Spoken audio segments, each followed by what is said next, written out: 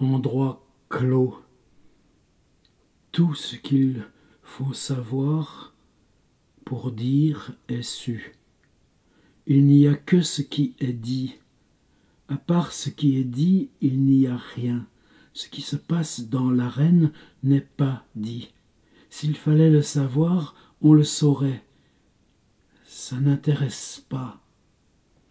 Ne pas l'imaginer. Tant usant de la terre en user à regret. Endroit fait d'une arène et d'une fosse. Entre les deux, longeant celle-ci, une piste. Endroit clos. Au-delà de la fosse, il n'y a rien. On le sait, puisqu'il faut le dire. Arène étendue noire.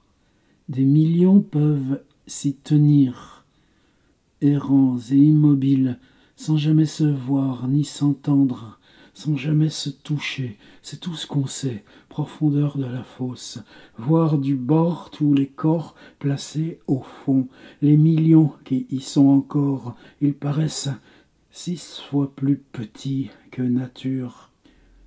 Fond divisé en zones, zone noire et zone claire.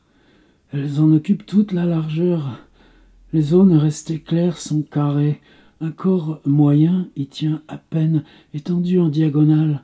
Plus grand, il doit se recroqueviller. On sait ainsi la largeur de la fosse. On la saurait sans cela. Des zones noires faire la somme des zones claires. Les premières l'emportent de loin.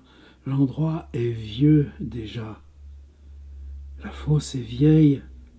Au départ, elle n'était que clarté, que zone claire, se touchant presque. Lisérée d'ombre à peine, la fosse semble en ligne droite. Puis réapparaît un corps, déjà vu. Il s'agit donc d'une courbe fermée. Clarté très brillante des zones claires. Elle ne mord pas sur les noirs. Celles-ci sont d'un noir inentamable, aussi dense sur les bords qu'au centre. En revanche, cette clarté monte tout droit, haut au-dessus du niveau de l'arène, aussi haut au-dessus que la fosse est profonde. Se dressent dans l'air noir des tours de pâle lumière, autant de zones claires, autant de tours, autant de corps visibles dans le fond.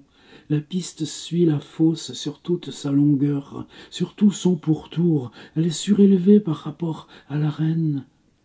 La valeur d'une marche, elle est faite de feuilles mortes, rappel de la belle nature.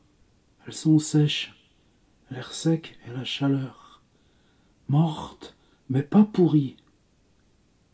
Elles tomberaient plutôt en poussière. Piste juste assez large pour un seul corps. Jamais deux corps ne s'y croisent.